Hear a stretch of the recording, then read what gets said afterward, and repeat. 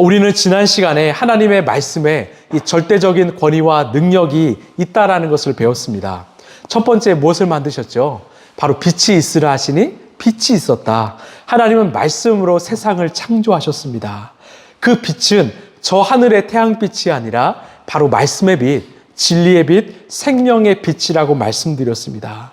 우리가 그 빛 안에 있으면 아무리 칠흑 같은 어둠에 있을지라도 우리의 영혼은 바로 영적인 대낮에 거한다라고 말씀드렸죠. 그래서 우리는 날마다 말씀을 묵상해야 합니다. 왜? 그 빛 안에 있을 때만이 우리 영혼이 살아날 수 있기 때문입니다. 또한 창조의 질서는 이 분리의 역사라고 말씀드렸습니다. 하나님께서 빛과 어둠을 나누시고 또 낮과 밤을 나누시고 또 이 창공 위의 물과 아래의 물로 나누시고 바다와 땅을 나누셨다. 이 분리하셨다라고 말씀드렸습니다. 이처럼 우리의 몸도 하나님의 성전이기 때문에 우리는 죄악에서 우리를 분리시켜야 된다. 그래서 하나님의 뜻에 합당한 삶을 살아야 된다. 이렇게 말씀드렸습니다. 우리 그 다음 말씀들을 한 절 한 절 읽어가면서 우리 말씀의 뜻을 좀 알기를 원하는데요. 우리 11절에서 13절까지입니다. 시작. 하나님이 말씀하시기를 땅은 푸른 우물 돋아나게 하여라. 씨를 맺는 식물과 씨 있는 열매를 맺는 나무가 그 종류대로 땅 위에 돋아나게 하여라 하시니 그대로 되었다. 땅은 푸른 우물 돋아나게 하고 씨를 맺는 식물을 그 종류대로 나게 하고 씨 있는 열매를 맺는 나무를 그 종류대로 돋아나게 하셨다. 하나님 보시기에 좋았다. 저녁이 되고 아침이 되니 사흘 날이 지났다. 아멘. 이제 네 번째 날에 하나님께서 창조를 하시는데 여기서 반복되는 문장은 바로 그 종류대로라는 겁니다. 하나님께서 땅에 나는 모든 식물들, 나무들을 이 종류대로 만드셨다라고 말합니다. 여러분, 이것은 단순히 식물과 나무만이 아니었습니다. 21절, 24절을 보시면 하나님이 커다란 바다 짐승들과 물에서 번성하는 움직이는 모든 생물을 그 종류대로 창조하시고 그 땅은 생물을 그 종류대로 내어라.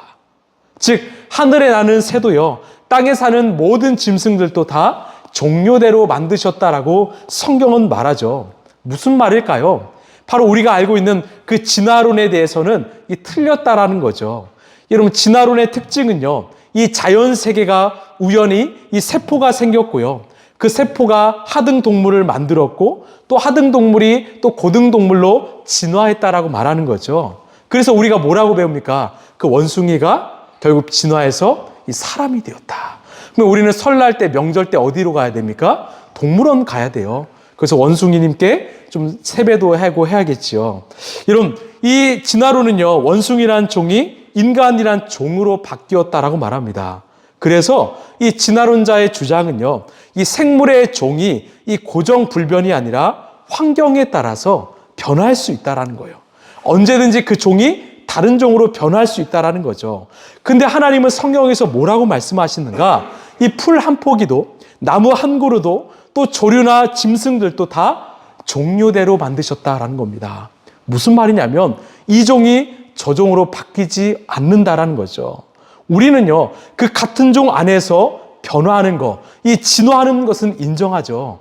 가령 시골에 살던 사람이 도시로 가면 이 도시 사람의 모습으로 변하는 것처럼 그 같은 종 안에서의 변화, 어떤 진화는 인정을 합니다. 그러나 원숭이가 다른 종으로 또 사람으로 변하는 것은 아니라는 거죠. 왜? 하나님은 이 세상을 창조하시면서 모든 종류대로 다 완성하셨기 때문입니다. 이것은 무엇을 의미할까요? 하나님의 창조는요, 어떤 불완전한, 아직 완전하지 않은 창조가 아니라는 거죠. 모든 것을 완벽하게 계획하시고 창조하신 완벽한, 완전한 창조라는 것입니다. 그러나 우리 인간은 아직도 얕은 사고로 인하여 하나님의 그 원대한 계획과 창조를 알지 못한 채 자신들이 발견한 것이 맞다라고 주장하는 것입니다. 저는 이것이 마치요, 그 태평양의 망망대를 이 새우 한 마리가 나 태평양 알아 라고 이 교만하게 말하는 것과 같지 않을까 싶습니다. 창조가 아니라 진화론이다. 여러분, 이 말은 결국은 인간이 바로 이 세상의 주인이라는 겁니다. 인간만이 이 세상을 바꿀 수 있다는 거죠. 아닙니다. 이런 이 세상의 주인은 바로 우리 하나님이시고요. 하나님만이 이 세상을 바로 세울 수 있게 하시는 유일한 분이심을 여러분 믿으시길 바랍니다. 이것을 창세기가 우리에게 말하는 거죠.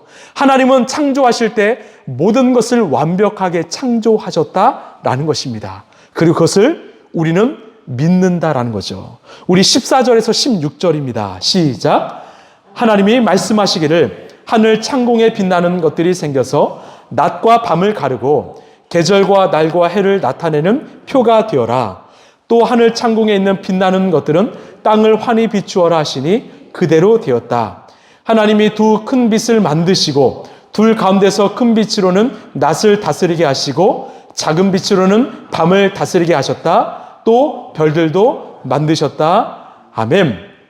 자, 무슨 말이냐? 하나님께서 이 넷째 날에 하늘의 해와 달과 별을 만드셨다라는 겁니다. 두 빛을 만드셨는데 한 빛으로는 낮을 다스리고 한 빛으로는 밤을 다스려라. 이것은 바로 태양과 달을 상징하죠. 이것을 통해서 우리는 무엇을 알 수 있을까요? 크게 두 가지인 것 같습니다.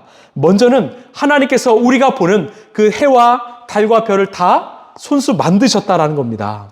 여러분, 모세가 이 창세기를 기록했을 때는 대략 한 3,400년 전이죠. 그때 이 고대 이집트에서는요, 여러분 태양을 무엇으로 섬겼습니까? 바로 태양의 신으로 섬겼지요. 또한 고대 그리스에서는요, 또한 태양을 이 아폴론이라는 신으로 섬겼습니다. 당대 많은 국가들, 사람들은요, 그 태양을요, 달을요, 바로 신으로 섬겼지요. 그런데 모세는 아니다라고 말합니다. 태양은 신이 아니라 하나님이 창조하는 작품이라는 겁니다.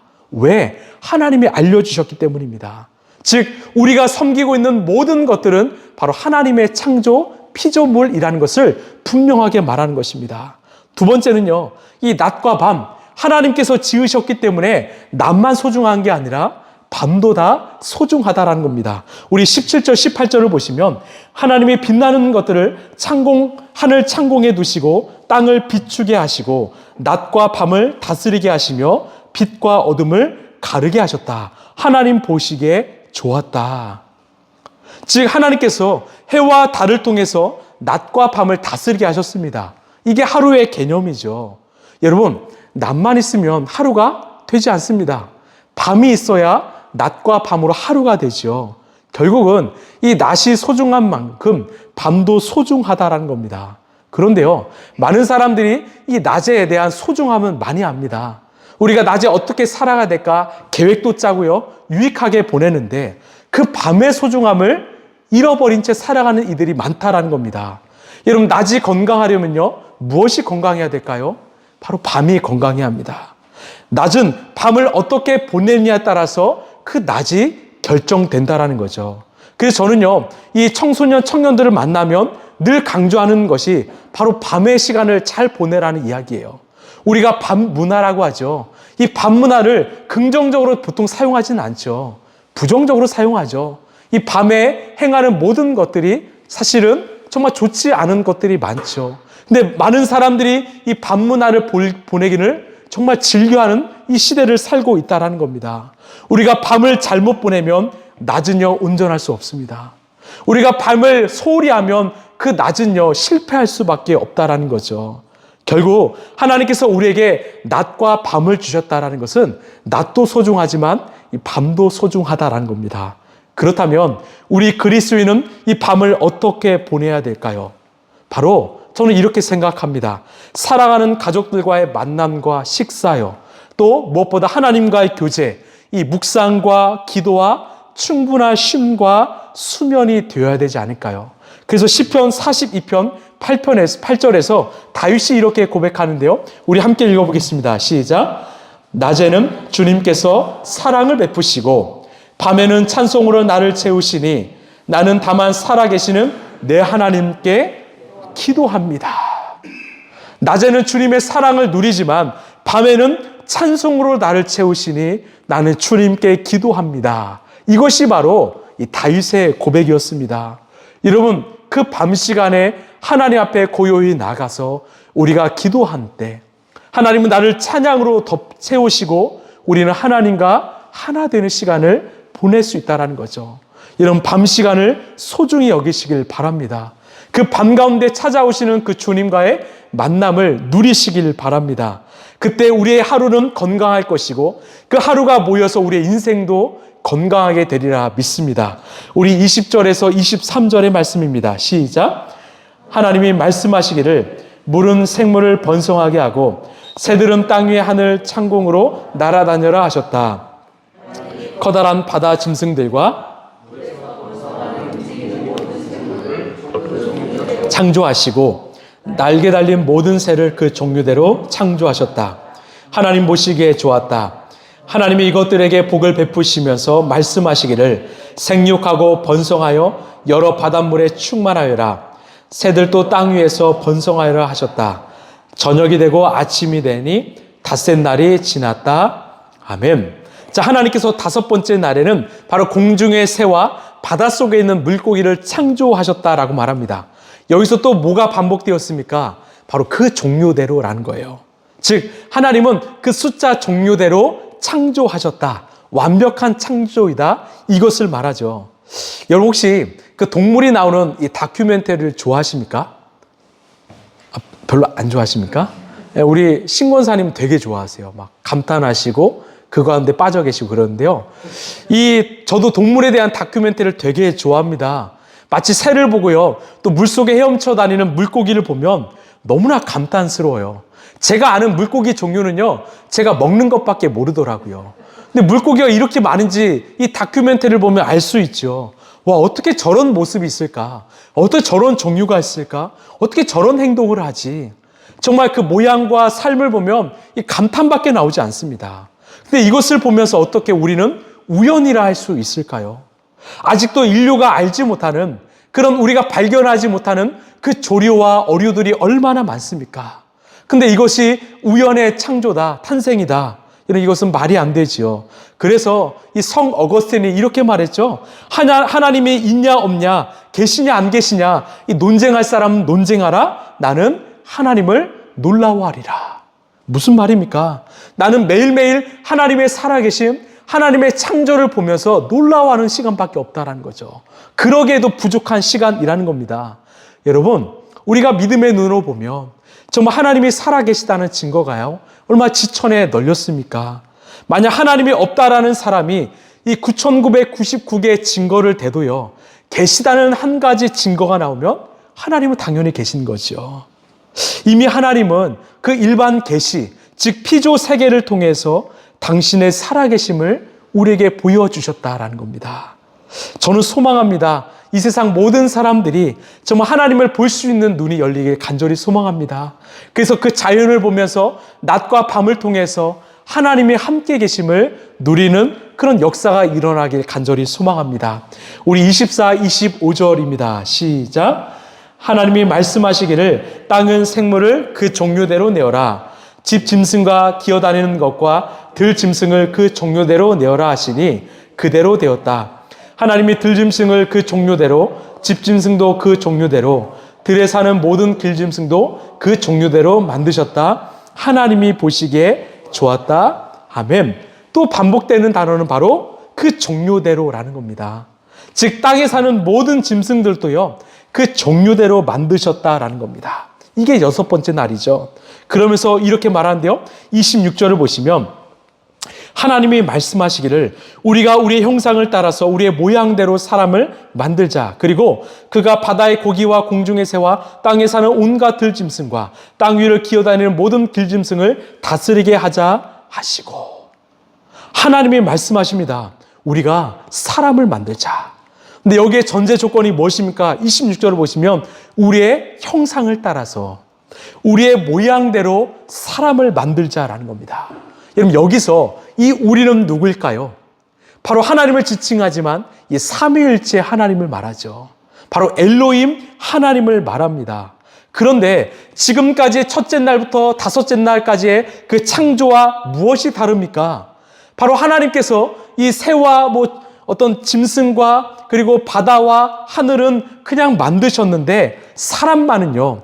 우리의 형상을 따라 만들자. 우리의 모양을 닮게 만들자라는 겁니다. 인간만이 바로 하나님의 형상, 하나님의 모양을 닮아 있는 유일한 존재라는 거죠. 그렇다면 하나님을 닮는다는 것은 무엇을 말할까요?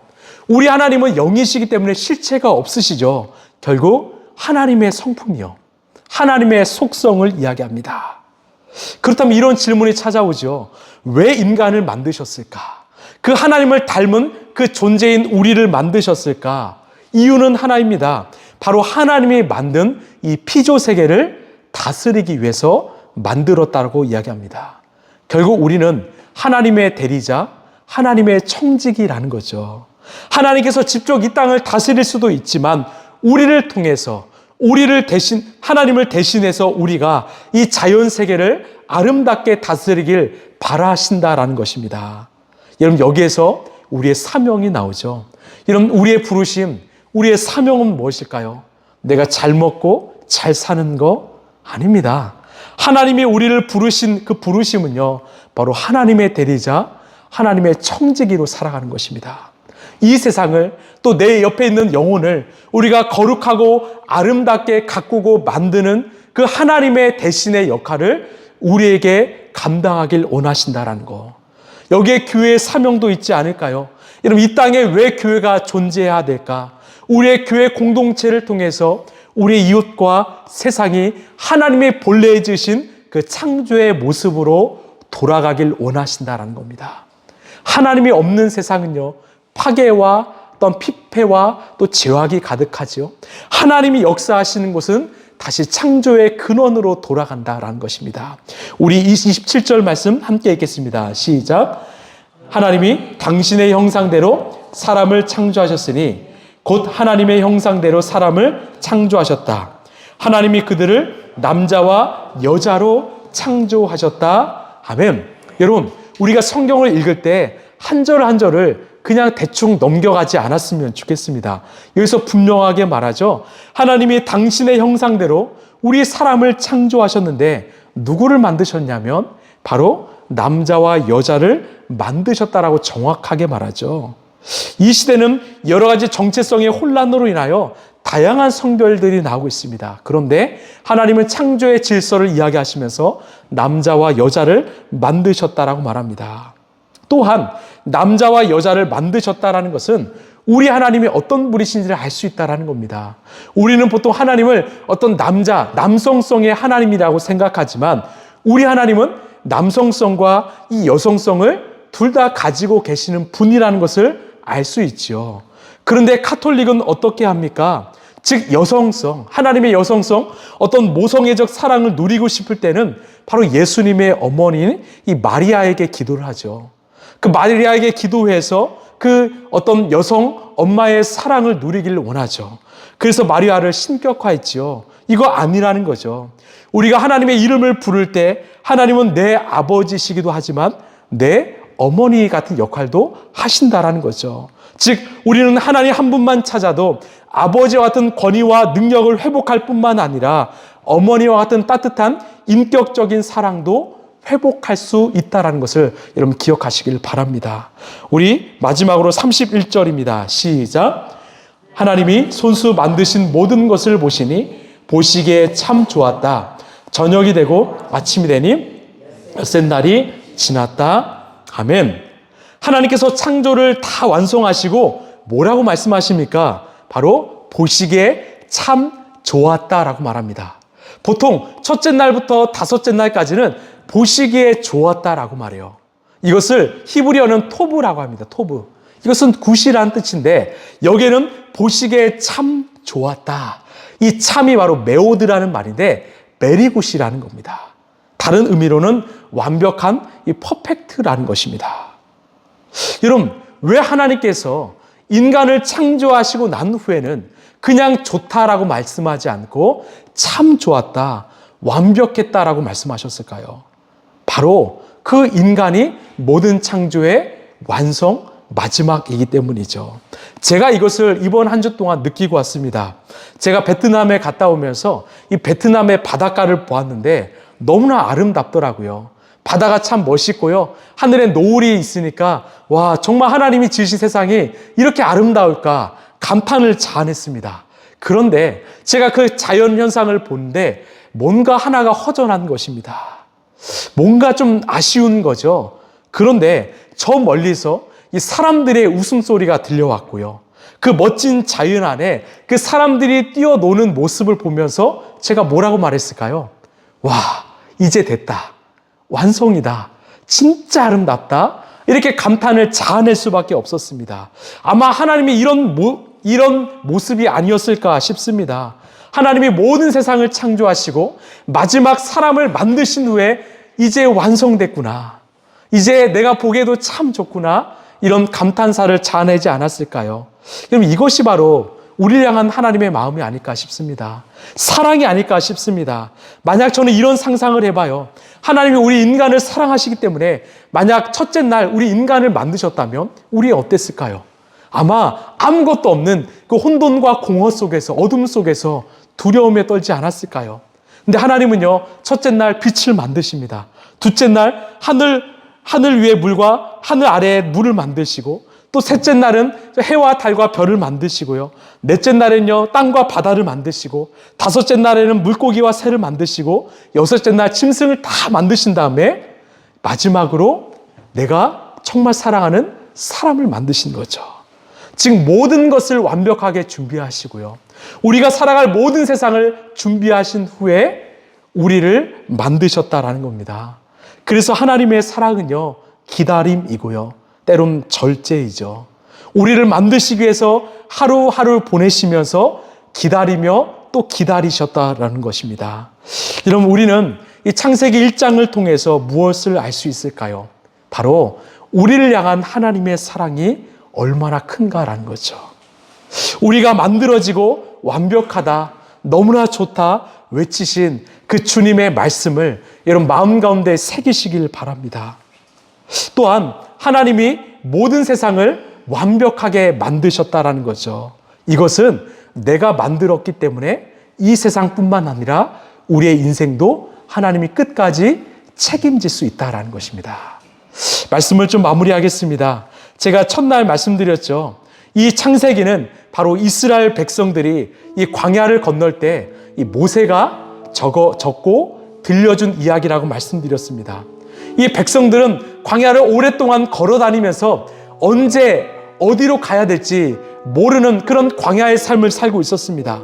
그때 이 창세기를 들으면서 어떤 생각이 들었을까요? 얘들아, 걱정하지 마라. 모든 것을 완벽하게 준비하시고 끝내신 그 하나님께서 우리의 인생을 끝까지 책임져 주실 거야. 우리를 가나안 땅, 이 약속의 땅까지 완벽하게 인도하실 거야. 왜?